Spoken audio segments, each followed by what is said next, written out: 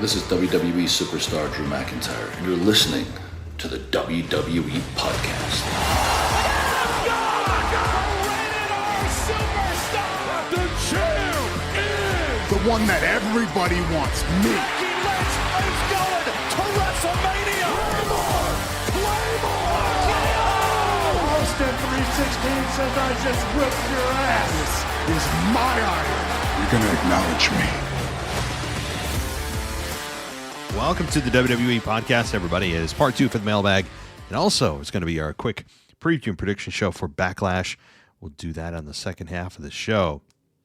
But I want to welcome a new patron. And that patron is Rob, who just joined us. Hope you enjoy your free, ad-free everything. And if you want to join Rob, as it is now Backlash tomorrow night, or really tomorrow during the day for most of us that are watching, except if you're in France or overseas, it is going to be an early pay-per-view or PLE event that really I think is going to over-deliver. And we'll see if that happens. But let's get to the rest of the emails, and then we'll go to that preview and prediction show. Let's get to Hungry Pup. And another patron says, I wanted to check in after the draft. Not going to go through my picks. Most of them are wrong. Clearly, I had misplaced expectation. I will say, if intent is to leave the roster largely unchanged, why have such a large draft pool? Seems an easy fix to lack of the logic in the picks is to make the draft pool smaller. Maybe include only NXT and a couple of unprotected stars, similar to Major League Baseball's Rule 5 draft. There's just no logic. There's no logic. They want to have a draft because they wanted to piggyback off of the NFL draft that was going on simultaneously. Except they didn't pick younger stars, which is what the NFL draft does. You don't draft existing stars. But then they also locked in the guys that are the stars. Yet the NXT picks were, 5 or 6 of them? Out of dozens of picks. It doesn't make any sense. And then to leave generally most things unchanged. And then they're going to violate the draft rules anyway within a couple of weeks. You can bank on it. It just makes no sense. This draft, I didn't hate it, but I don't know what it is. I don't think it knows what it is or wants to be. It's the most boring of both worlds. It's not quite about really calling up young talent, which is what drafts are. Unproven talent yet, but it's also not about drafting the biggest stars because they're locked in with their title belts. And one of them, by the way, exempted himself from the draft completely. You can't draft The Rock on top of it. Cody Rhodes is ineligible. Every champion's ineligible. And then you have them, put the draft order in a way that makes absolutely no sense if you're trying to assemble the best roster. This is it's a draft without an identity. But at the end of the day, did we get the rosters that made most sense? I guess. But they're going to be hard-pressed to come up with new and fresh rivalries if they can't make trades, if they don't do it, or they just forego trades and just have people come over from opposing brands with no one saying boo about it, which they've done many times in the past. Okay, let's go to, another patron. This is from Freeman. He says, the draft was interesting this year, but more interesting were the stats given about each wrestler as they were drafted. It felt as though they were really struggling for relevant stats for some people. The worst to me was Jade Cargill, debuted at Royal Rumble and, quote, once-in-a-generation talent. She has done nothing. It is expected to be a big deal. Even WWE can't point at any good stats for her. She can't be any good as she needs to be babysat by the company's top talent. I'm falling off her real quick. Freeman, it's funny you mentioned that. I meant to say something. I'm glad you did. I didn't read Jade Cargill's, but I believe it. What are they going to say about her? Former AEW star? You can't say that. She looks good. She posts 10 Instagram pictures a day. What stats does she have? That's not a credential to say that you debuted at the Royal Rumble. That's not a pre-qualification. It just, that's not something you put on your resume. I agree. But what else are they going to do? They have to put something. And I even saw Nia Jax. Even Nia Jax I believe, had on their former model or something. Now, Nia Jax has been in and out of the company. She took a little time away, right? She was let go for a while, but for the better part of 6 years, and maybe longer. And she has former model as one of her statistics, one of her go-to bullets on her resume. I mean, like, what are we doing here? Yeah, and as far as specifically Jade Cargill goes, I'm still willing to keep going with her, and I think most fans are, because her look is extraordinary, and that's going to sanitize a lot of her in-ring shortcomings. But that said, as great as her look is, and her entrance is, and her aura is, that can't be deodorized forever. That can't be hidden forever. Eventually, and you seem to be at the forefront of this, fans are going to see through what she can and can't do, and that that WWE seems to very much be protecting her from anything longer than a 2-minute match in the ring, and anything more than 4 moves in a match. And I'm not saying it's easy. I'm not saying that Jade, is never going to put it together. She might, but it's clear that they are limiting her matches because she's not ready in ring yet. And she has yet to cut even a promo that grabs you. She's so worried about wearing the outfit that shows off her body the best, rather than doing something deeper and connecting with fans on an emotional level. Right now, it's very surface, and that surface level is strong, but it can't last forever. She's eventually going to have to deliver. The fans are going to turn on her. Okay, to answer your question, Rey Mysterio has been betrayed 6 times in total. Eddie Guerrero, Chavo Guerrero, Batista, Dirty Dom, Santos Escobar, and Carlito. All 3 of those in the last 2 years. At some point, you just have to wonder, is Rey the problem? Maybe he is actually a deadbeat dad. I mean, can you give me one example of good parenting from Rey on screen? More interestingly, when the LWO were picking Dom on Raw, it felt almost as if they were a heel group acting as bullies, which made me think that if all these betrayals are just setting up Rey to turn heel and join Dom, rather than what we all expect to happen is Dom turning face to join Rey. Has there ever been a betrayal where the one doing the betraying stayed face and betrayed, and the betrayed turned heel? I mean, nothing comes to mind offhand, but I will say, as far as examples go of Rey being a quote-unquote good dad, all you have to do is turn to the pandemic era. In the pandemic era, I mean, it was. I remember saying this many times. It was hard to watch. It made me want to throw up. I mean, I thought Cody's character was too cuddly and warm. Remember Dom and Rey backstage? I mean, it's just go watch. Every time before their match, it's basically like they were making out with each other. It was difficult to watch, but obviously we've seen what happens now, and I mean, I guess that's a supportive father role. But okay, quick point. I hope with Chelsea Green and Tiffany Stratton both being on SmackDown, they don't pair them up. It would hurt Tiffany's momentum and gimmicks. The gimmicks are similar, but approached completely differently. Well, right now, both women need help. However, Chelsea Green and Piper Niven were fun. They actually had, I think, a very unforeseen chemistry. Tiffany Stratton does feel very much more like a singles wrestler than Chelsea, who seems to need someone. But Tiffany's still new to the scene. She had a nice little moment at Elimination Chamber this past year. Fans got behind her. She does seem to be fitting in very quickly and very nicely. That doesn't always happen with NXT call-ups. But right now they might need each other. And you know what? You know who might need them even more? The women's tag team division as a whole. And you know who's going to also need them? Specifically, when Jade and Bianca win the tag team titles, they're going to need a team to face. And I think these two could be that team. One of them. So, all right. Lastly, we can all breathe a sigh of relief that it looks like Def Rebel phase of WWE is coming to a close, with comments saying they have heard and are acting on the fans' criticism of them. Rumor is their contract won't be renewed. I do wonder who will replace them, as it is difficult to do, and Def Rebel did some great stuff. But their formula is starting to become far too apparent. Too many intros start off with the wrestlers' catchphrases before they go into the subpar generic sounds that all sound the same. And I hope their replacements put effort into the songs for the lower cards. Well, Freeman, once again, you dig into a level of these songs and intros that no one does. Nothing wrong with that. It's nothing I ever thought of, though. I didn't even know about Def Rebel and their contract.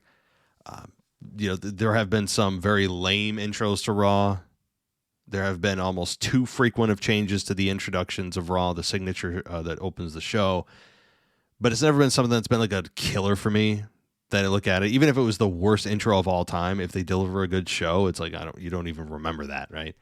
But you are talking about something that most fans aren't. You're digging into something that most fans probably don't even know about. And I appreciate that. Okay. Let's talk to, let's see. Did I talk to Clayton? Well, we're going to talk to him anyway. Longtime listener, first-time writer. Love the show, except for your picks on the PLEs. I know who to not place your bets on. Well, Clayton, let me tell you this. I have never portrayed myself as Nostradamus when it comes to PLEs. PLEs can be very difficult to predict, as the ones you're going to hear tonight. They're not easy. They're never easy. And when the ones you think are easy are the ones that don't end up turning the way you think they are. Also, if I become horrible, like horrific, if I become that bad, just do the opposite and bet on the opposite of what I'm picking, right? So in a way, I can be helping you because I can give you the opposite of what to do. See what I mean? So maybe I need to become so bad that all you need to do is, oh, Matt's picking Jey Uso? All right, I'm going Damian Priest. You know? All right. As far as people complaining about your views on certain topics, forget about them. There's plenty of people that agree with you that are just silent. People don't want to watch wrestling to see real world spillover into wrestling. People are tired of all these idiots.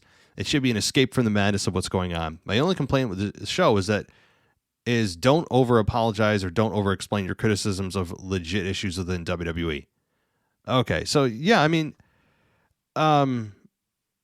yeah, I hear you. You know, sometimes I overdo some stuff, no doubt. You know, I'm always trying to improve the show, believe it or not. So I appreciate that. And, you know, there is a lot of people that I'm sure are listening that do agree with what I'm saying. I don't hear from them in the mailbag. Most listeners are silent listeners. Most are. And that's fine. I'm not asking people that it's a requirement. It's not a homework assignment to anybody. But most are. Most podcasts you listen to, you don't write in, right? Most of them, I don't. I have a lot of podcasts that are on my list.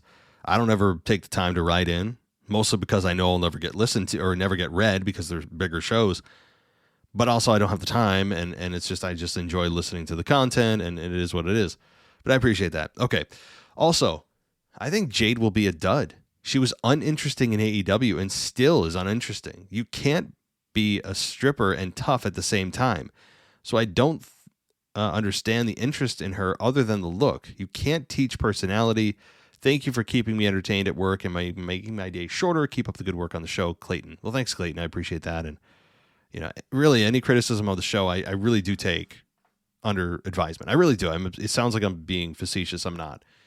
Now, Jade in AEW, I didn't get a whole lot of time to watch her in AEW. I don't get a whole lot of time to watch AEW, period. I barely can scrape through WWE.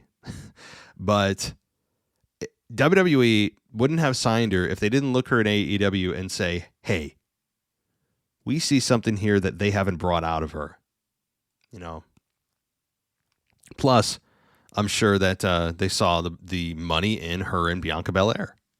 And they love themselves a good-looking, strong, muscle-bound woman.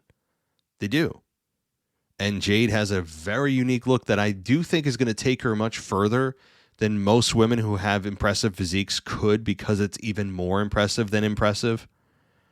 But you're already seeing with this email and a previous one that things are starting to, the cracks are starting to show a little bit with even the kind of, like at least the beginnings of that. We're not there to have the fans turn on her yet, but we haven't seen a very good promo from her yet. All she has done is relied 100% on her look. and that's it. That can't be it, right? We will see through that very quickly, and we'll see how much further they can take this before the fans go, all right, I'm done with this. All right. I think this is the final email, and we'll get to maybe a voicemail or two, and we'll get to the predictions. Levi says the draft format needs to change. It's mostly predictable, unexciting, and over the past couple of years, more about the surprise pick announcers than the wrestlers being drafted. I'm all for a strict split of the rosters, but this can be kept internal and fluid for storylines when and where needed. As a viewer, I can piece together the rosters on my own as time goes on and ultimately forget about the draft results in a few weeks anyway. I'm writing this prior to Raw, but on SmackDown, 3 wrestlers switch brands. Andrade, Nia Jax, and Braun Breaker. So what's the point? Just put them on the other show, and in some program we can just go along with it. It's not like they don't consistently break their own rules anyway. I understand the simulation of a sport as the concept, but my intelligence is insulted by giving the illusion that the picks are being made off the cuff and not scripted into the show. For example, why am I to believe that AJ Styles is a 4th-round draft pick 1 week prior to challenging for the WWE Championship? That's exactly what I said, Levi. I mean, it's absurd that you would have somebody who's challenging for the top belt in the company drafted in the 4th round. That's what I said at the beginning of the show is this draft has no identity. It doesn't know what it is. And I do think that they would be much better off just having trades throughout the year, because the draft, if they're going to conduct this every year like this, I don't want them doing it every year because not much changed. You had some call-ups from NXT, but you know what you can do about those? Sprinkle them in throughout the year. Make it exciting. Have them debut at the Rumble, a couple of them. Have them randomly come in at, or not randomly, but strategically placed after SummerSlam, the Raw after Mania, big spots. Have them do that. You can even have vignettes of soon to come, or coming soon rather. This person, that person, develop a foundation of a personality, and then eventually build up to their debut. That still works. That formula still works because most of the fans that are mainstream fans looked at those NXT call-ups and go, huh?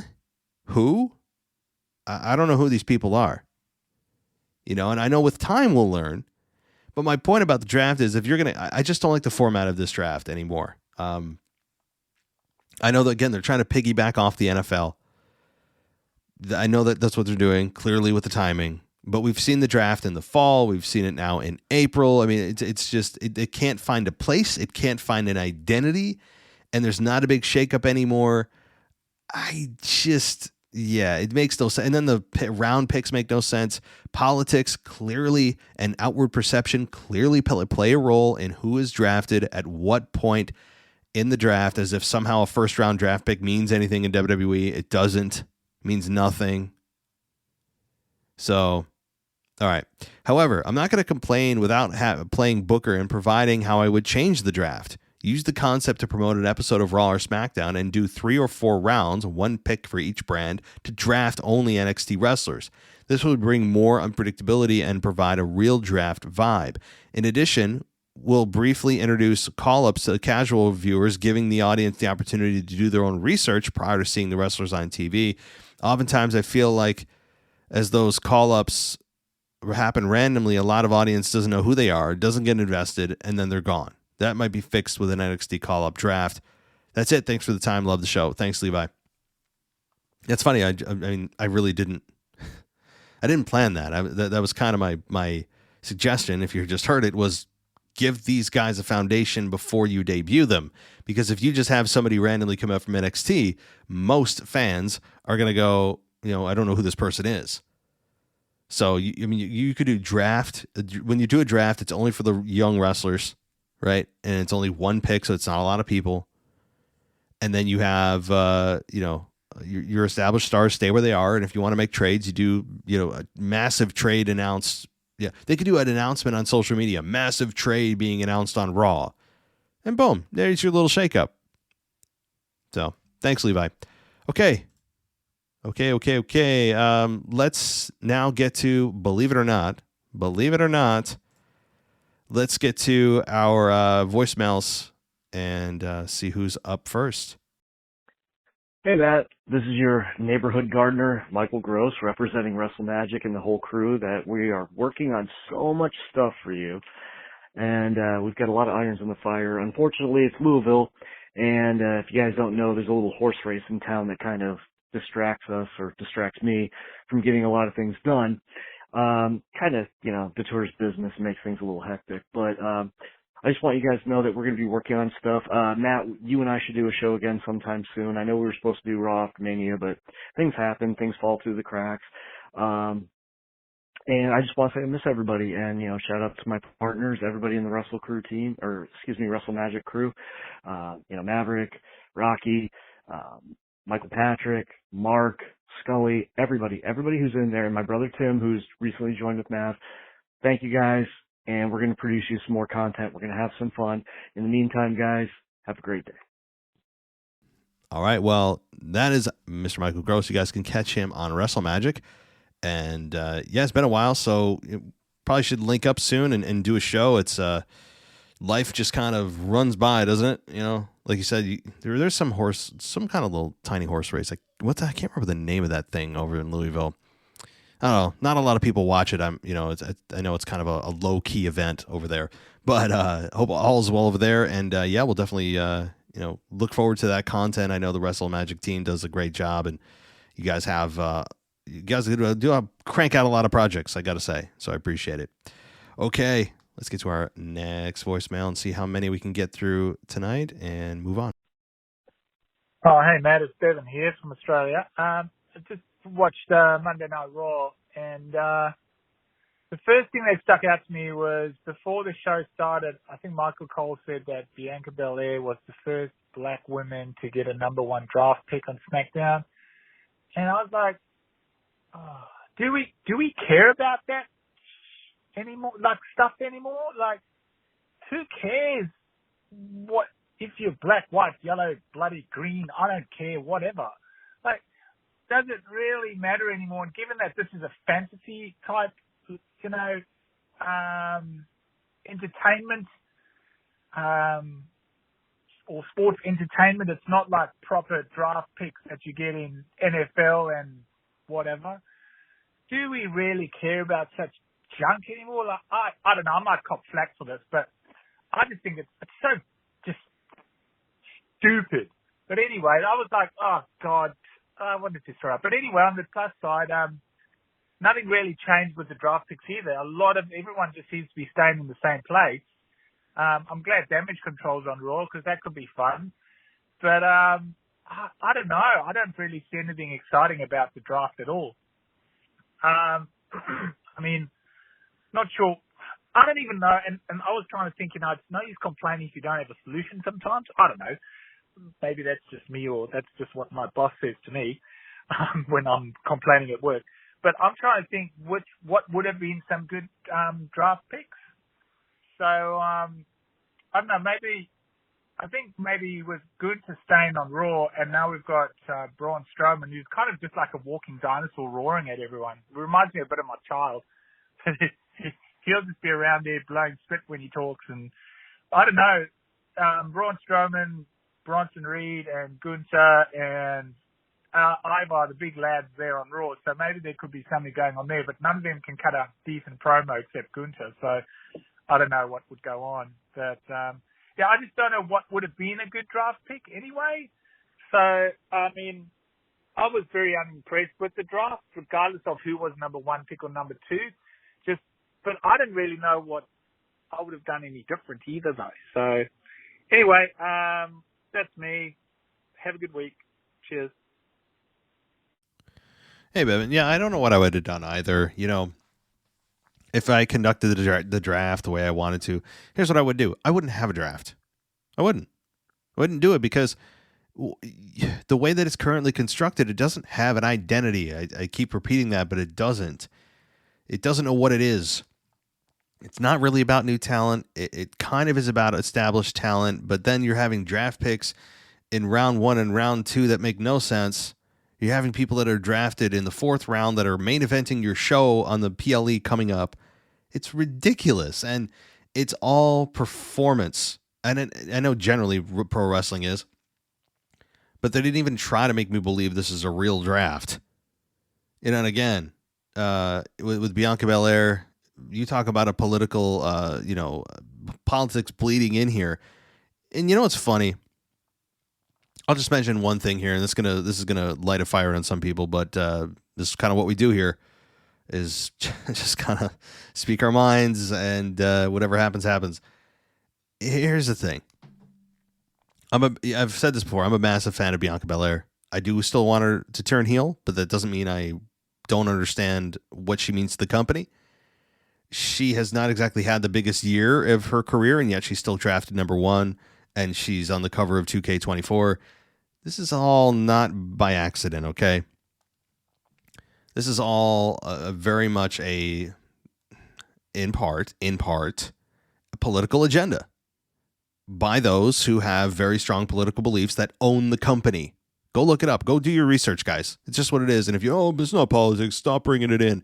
Guys, if you think I'm I almost had to bleep myself. If you think I'm BSing you, go look at those that own the company and go look at what they are doing, where their money is being funneled, what they do. It's all right in front of your face, okay? So when people say it's stop bringing it in, it's already in here, okay? And what the funny thing is, the further we get away from the slavery in America, right? The African American slave trade, right? The further we get away from that, it's seemingly like the worse it's getting when it comes to that period. You know, you'd think as time goes on that things would be healed because time heals all wounds. For some reason, as time goes on with these things, because that's where it all is originated, right? With the slave trade, and where all of the oppression that today we're told that black people have just because they're black. Then how does that, we haven't had that in 160 years? And yet the further we get out, the further we go on, apparently the worse it's getting, the more oppressed these people are. How does that work? How does that work? Tell me how that works. Okay. No one here, no one listening was a slave. Your parents weren't a slave. Your grandparents weren't a slave. Likely your great grandparents weren't even a slave. Like, you'd have to go back 160 years. And even then, you don't know for sure. So anyway, I'm going off the rails. I feel like another After Dark episode's coming. My point about all this is, it's just, as a culture, this is all very, it's very just kind of depressing that this is the topic, that the focal point that we keep getting told is a problem. And yet it was 160 years ago. You know what I mean? What? Anyway, I think it's something that'll continue to come up, and it'll just be a talking point, and I think there's a whole agenda behind that. Anyway, I'm going to stop there because I've already injected stuff into the show that I'm sure a lot of you are just like, oh my God, here he goes. Yeah, well, this is the stuff you won't get on most wrestling podcasts, or that they won't tell you, or they don't have the guts to say, or that's just not their flavor of their discussions, and that's fine. But I'm going to tell you the way it is. Okay, because I pay very close attention to the culture. I understand what's happening. I understand the agendas of both sides, and this is clearly one that they looked at and said, "Oh boy, yeah, we gotta have a black woman the first pick." And then, you know how I know that that's part of it? Because, like you said, Bevan, they made a point to say it as if it's some kind of accomplishment. And no, I don't even think it was deserving if you just look at it on merit. It wasn't deserving on merit, which is, by the way, the only way you should pick anyone is by merit. And that goes for in real life. You know, merit is how you should earn things, not skin color. I don't care who you are. Okay. It's just, that's how you should earn things. And I don't think Bianca earned it. If this was truly a draft, she didn't earn the number 1 pick. Are you kidding? I think she might have been in the second round, like a top tier second round pick, but the first overall pick in the draft. Again, they wanted to be able to say it. They wanted to be able to say that a black woman was drafted first as if it's some kind of accomplishment, which it's not. It's not. It's just the company wanted to be able to say that to fulfill, check a box and put it out there to the public. And so it could create some kind of news headline in the media. That's what they wanted. So they fabricated it, manufactured it, and put it out there. Now, they didn't make a huge deal about it. They didn't say it over and over and over, but it was mentioned at the very beginning of the show. So they clearly wanted people to pay attention to that. It's stupid. It's really stupid. I got to say, if I wouldn't want to always be told that I'm a victim. I don't want to be a victim, but victimhood has power today. Because if you're a victim, you're oppressed, and then if you're oppressed, you can say that it's the system that's oppressing you, and then you're a victim. So everything you do is not your fault. You are not responsible for anything. It's not you. Your actions are justified because the system's oppressing you. I wouldn't want to be told that. I would not want to be told that at all. And I think again, I'm gonna kind of put a filter on myself here now. But again, there's more to this than that. But I'm scratching the surface, and I'm going to move on here. I think I'm going to stop here. Thank you, Bevan, for getting me riled up about this. And I'm sure all people heard. There are some people out there who heard all. This is all they heard from me. Everything that I said in the last 6 minutes is they heard. All they heard from me was, I don't like black people, and I'm racist. That's a lot of what some people heard, which is just nonsense. It's nonsense. No one wants to talk about it. But if you don't believe me, take a look at the culture. Look around you. So, sure, whatever. If someone called me a racist, I honestly would just be like, yeah, sure, whatever. No, I'm not. I don't need to prove it to anybody. It's just the most overused, lame accusation today that can be used. It's lazy. But I'm not saying racism doesn't exist. Of course it exists. Of course it exists. But it's on an individual level, I don't think it's system-wide. But anyway. Okay, let's talk to maybe one or two more, and we'll call it a night, and then go to the preview and predictions. Let's go to Jason from Oregon and see what he's got to say. Hey, Matt, and the WWE podcast world. This is Jason from Oregon. It's a beautiful, sunny day in Oregon, and I'm just sitting here thinking about Cody Rhodes. Matt, I heard your rant about Dusty, and it got me thinking, I grew up watching WWE back in the 80s era, and when Dusty was wrestling, and to be honest, I always thought he was cheesy. As a young kid, I did not get the American dream. I thought he was just kind of one of those cheesy type guys. I was much more into Hulk Hogan, Randy Savage, and the Ultimate Warrior. And now here, years later, I missed that whole, all the other eras. I just came back recently, as I've said here on the podcast before. And so I didn't get that, Cody Rhodes or Dusty Rhodes starting NXT, and behind the scenes, I think a lot of people had admiration for him. And I can value that. And so I think that's where people come from. But to me, it's kind of like if Grayson Waller's dad was one of the Bushwhackers and everyone was getting teary talking about the Bushwhackers to Grayson Waller, and you're like, well, I don't really get it. I thought those guys were kind of cheesy. But anyway, I think, if behind the scenes people really valued someone, that's where I get it. I couldn't even believe that AJ in his promo was almost in tears. But anyway, if someone's a great man, give him honor, but I can see where you're coming from. Anyway, thanks for the great show. Later. All right, Jason. Well, welcome back to the show, and good to hear from you. I feel, it's been a while. And so I'm really trying my best to not go on a Cody rant again. It's been a while. He's been a little bit on the DL as of late. Now, Dusty Rhodes is not we've heard, for most fans, Dusty Rhodes is a name we've heard more in the last year and a half than we've heard when Dusty Rhodes was actually competing. if for those of us that were alive when he did, right? He has become more of a talking point now than when he actually was wrestling in ring. And is there been another death in wrestling in which has been more performatively cried over? I mean, I do think some of the tears are real, but a lot of it has been like very much. I mean, even Cody Rhodes couldn't fake crying. Remember the promo before WrestleMania? He couldn't even. He was pretending to cry, but he didn't sell it all the way, so it came off very phony. And everything, again, every single freaking programming he's been in has to do with his dad. Come up with something else. Forge your own path. Okay, your dad died. It is sad. Move on.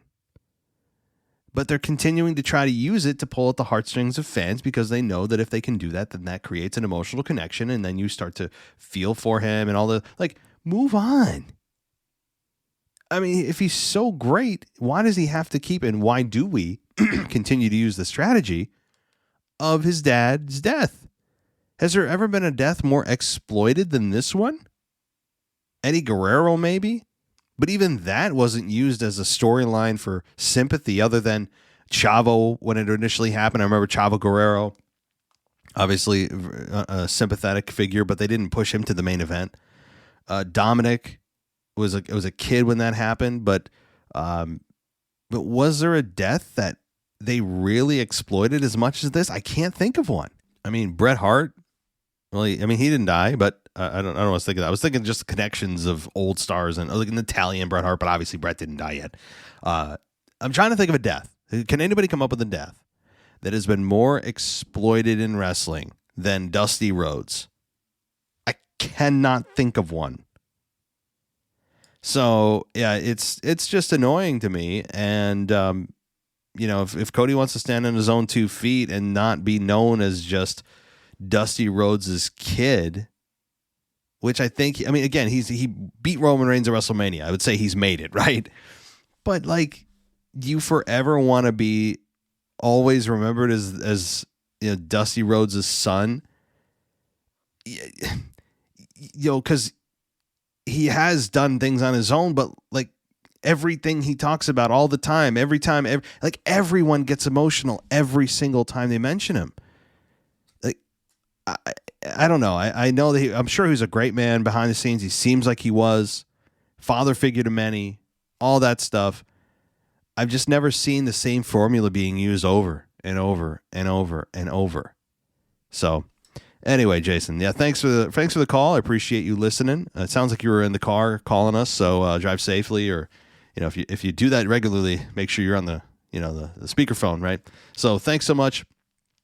And I will be chatting with you soon, hopefully, and everyone else will be chatting with you soon. Now, let's get to the actual pay-per-view here, the PLE Backlash. So let's start. Let's see here. Where do we want to start? KO and Randy Orton versus the Bloodlines, Solo Sikoa and Tama Tonga. This to me is a no-brainer that the Bloodline wins. I do not expect Roman Reigns to show up. I do not. If he does, I'll be shocked and kind of disappointed, honestly. I mean, I'm excited to see Roman Reigns return as much as the next person to see what he does and all that, but it's not time yet. It's still a little premature. So the Bloodline wins, I think, by hook or crook, or by a turn by KO or Randy. I could see an RKO on Kevin Owens, or Kevin Owens stunning Randy. I could see a massive turn here. Not for them to join the Bloodline, but just for one of them to turn heel. But I certainly expect the Bloodline to win. Now, is also maybe that neither. Now, here's the thing. While I said that one of them could turn, what about a new member? As I think someone else pointed out in the mailbag last night, what if it's a new member of the Bloodline?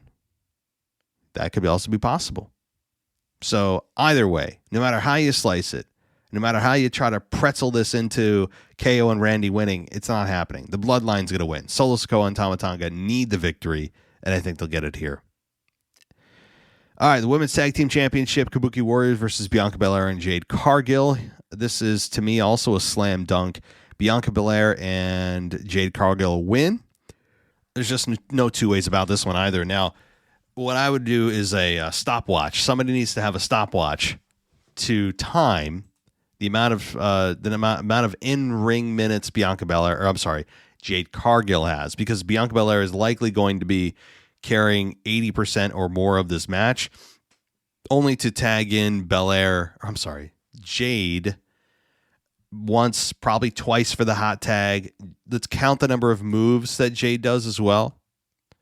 I would venture to guess 5 moves at the max, and a total of 3.5 in-ring minutes.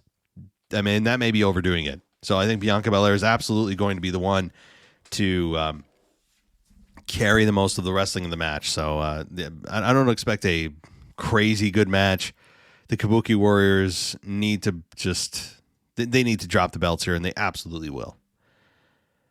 All right. How about the women's the women's championship? Bayley versus Naomi versus Tiffany Stratton. Bayley retains. Another slam dunk. This PLE is filled with slam dunks, but not completely, and we'll get to that soon. Bayley absolutely retains, and what I think could be a very fun match, and really could be a breakout performance for Tiffany Stratton. Naomi's always solid in ring. She she's not the smoothest, I have to say. She does have her botches here and there, but she's never going to put on a bad match. Bayley, same way. Tiffany this is easily the biggest match of her career. There is no chance of Naomi winning. I don't think there's any chance of Tiffany Stratton winning. It's too early. Bayley had overcome all the odds. She was the Women's Royal Rumble winner this year, won at WrestleMania. She's not going to lose it 4 weeks later.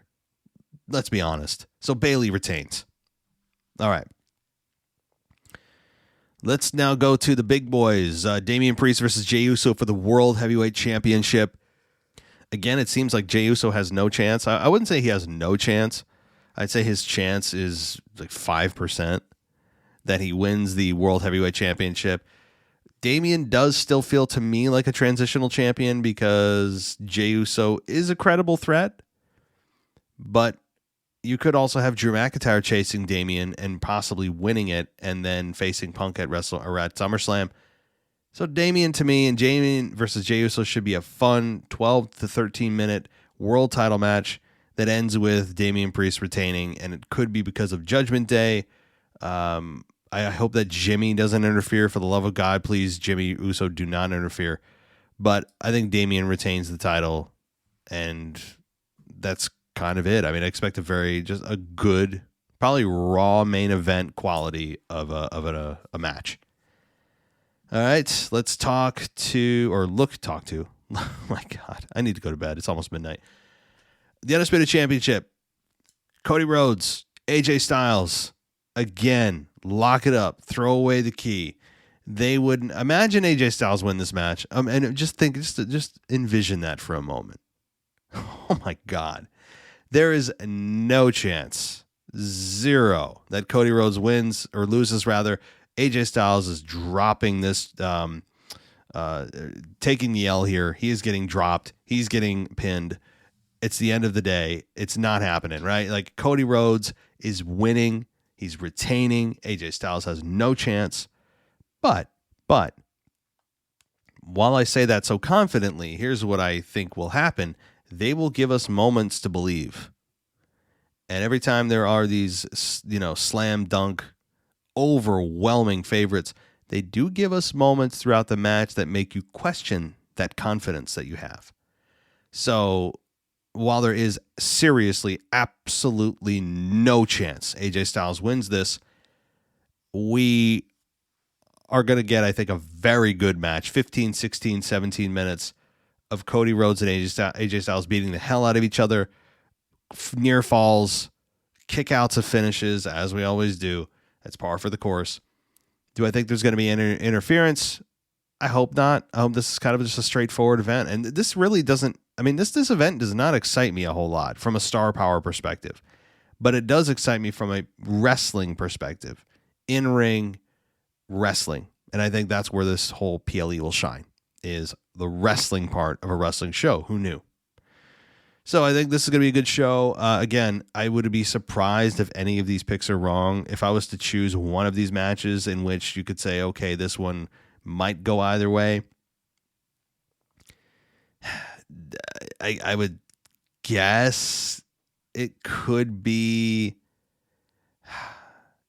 I mean, I guess if you're going to pick one, it could be Kabuki Warriors winning against Bianca and Jade, and then they chase them a little bit more and eventually win. That's the one match, but even there, I feel highly confident. So this is a PLE that I would not expect a whole lot of crazy finishes, unpredictable finishes. They just made their lock-in decisions at WrestleMania. They're not going to backtrack on them 4 weeks later at Backlash, right? So this is not going to be the most exciting PLE when it comes to unpredictable finishes, but what the matches will do is provide great in-ring wrestling and have the wrestlers be able to deliver and execute and do what they do best, which is tell in-ring stories and kick ass. That's what you can hope for, not the outcomes, because the outcomes just are. There may not really be a PLE that I've ever seen that is so highly confident, that I've been so highly confident about. But also, it's not me being the smartest person in the room. It's just I think everyone kind of feels this way. You know, just it doesn't make any sense. Really, almost no sense for the WWE to change any of these outcomes. But what they can do is introduce new stories, new people. The outcomes can be what they are, and that's very predictable. But what you can do is introduce new people, like a new bloodline member, right? Maybe a big return, somebody turning heel, while at the same time getting the outcome we all expect. You have a sub story going in and things that happen off of those predictable victories or losses that you can build on for the next event. So if that makes sense. Then I think that's what they'll do here. All right. Well, that'll do it for me on this Mailbag Part 2 / Backlash preview and predictions. Again, tomorrow is the event, and I probably will not be watching it live. I've got so much damn yard work. I mean, so much yard work. Like, I'm trying to grow grass. I'm trying to, we might be putting a fence in. We're trying to do some mulch. We're trying to paint. We're trying like all this stuff, so it's crazy, right? So there's just no way I'm going to be able to watch it live. I'll try to stay off social media during it because I don't want to ruin the outcomes. But I will maybe try to do a review show tomorrow. If I can sneak it in throughout the day while I'm working, maybe I'll do that because it's going to be a 3-hour plus show. Maybe I'll try to sneak it in and then do a review show tomorrow night. Fingers crossed. But you guys know how it is when I say that. Then you don't get a review show for like 2 days, right? So I'll do my best and we'll see what happens. But everyone enjoy the PLE. Enjoy Backlash. If you want to go ad-free and also get access to the Discord server with all the other patrons, you get that at every single level at the Patreon exclusive site. So check out patreon.com/WWE podcast if you want access to the Discord server. It's there. And if you don't have it, you can message me directly in Discord. I will send it to you. And you can get in and chat with all the other patrons. It's been a blast there. I know you guys are very active there during events, and it's cool to see, especially during PLEs. You can also go to Apple and get an ad-free subscription there. Both Patreon and Apple offer ad-free 7-day free trials. So that'll do it for me tonight, guys. I'll be back, hopefully, fingers crossed, tomorrow night with a Backlash review.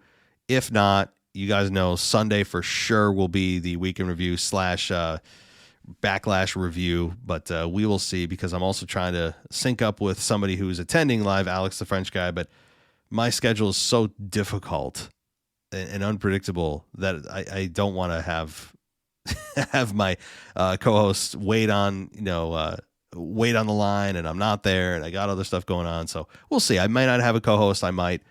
Stay tuned. That'll do it for me. Take care, everybody. Thanks for listening to the WWE Podcast. Don't forget to subscribe on your favorite podcast app so you don't miss a show, or head to WWEpodcast.com. And for all of these shows ad-free, head over to patreon.com/WWE Podcast. Until then, we'll see you next time.